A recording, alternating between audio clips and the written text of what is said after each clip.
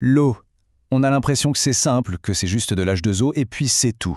Mais, et si je vous disais que le contenu d'un simple verre d'eau est en fait bien plus complexe? Ce liquide si familier, eh bien, il cache une véritable énigme chimique et aujourd'hui, on va la résoudre ensemble. Pensez-y, l'eau de mer, l'eau minérale, l'eau du robinet, on met tout ça dans le même panier sous l'étiquette eau.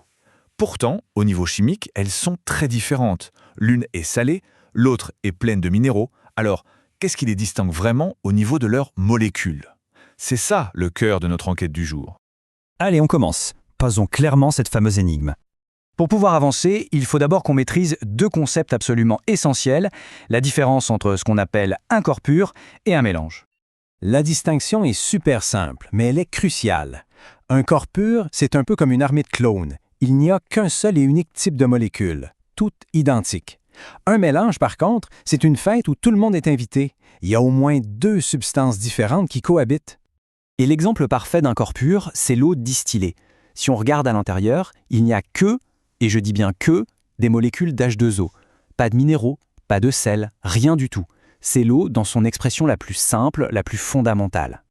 Bon, c'est bien beau tout ça, mais comment on fait pour reconnaître un corps pur à coup sûr, sans se tromper? Eh bien, il existe une méthode infaillible. C'est le test de la température. L'expérience est toute simple. On prend notre échantillon d'eau, on le chauffe jusqu'à ce qu'il se mette à bouillir, et là, attention, tous les yeux sont rivés sur le thermomètre.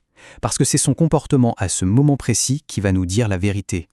Et voilà la règle d'or, le truc à retenir. Pour un corps pur, pendant qu'il change d'état, par exemple quand il passe de liquide à gaz, sa température se bloque, elle ne bouge plus du tout. C'est ce qu'on appelle un palier de température et c'est vraiment la signature, l'empreinte digitale d'un corps pur. Pour l'eau pure, cette fameuse signature est connue dans le monde entier, c'est 100 degrés Celsius. Quand on la fait bouillir dans des conditions normales, le thermomètre monte, atteint 100 degrés Celsius et s'arrête net. Il restera bloqué là jusqu'à ce que la dernière goutte d'eau se soit évaporée. C'est la preuve irréfutable de sa pureté. Maintenant qu'on a notre outil de détection, on peut enfin revenir à notre énigme de départ et la résoudre une bonne fois pour toutes.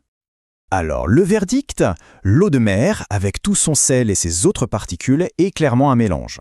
L'eau minérale, avec ses minéraux, c'est aussi un mélange. La seule qui réussit le test, c'est l'eau distillée. Elle ne contient que des molécules d'H2O. C'est donc notre corps pur.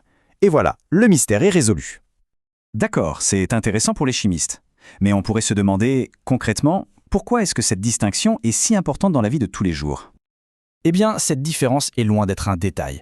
En fait, c'est quelque chose de fondamental dans des domaines qui nous touchent directement. La science, bien sûr, mais aussi notre santé et même toute l'industrie. Réfléchissons un instant. Pour fabriquer des médicaments qui soient sûrs, on a besoin de principes actifs d'une pureté absolue.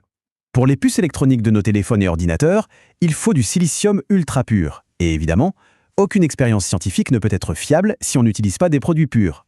Bref, dans tous ces domaines, la pureté, ce n'est pas juste un bonus, c'est une obligation. Et tout ça, ça nous amène à une dernière question, un paradoxe assez fascinant. Si la pureté est si importante partout en science, pourquoi alors est-il déconseillé de ne boire que de l'eau distillée, c'est-à-dire la forme la plus pure qui soit? C'est une question qui nous rappelle que même avec un sujet aussi simple en apparence que l'eau, il y a toujours quelque chose de nouveau et de surprenant à découvrir.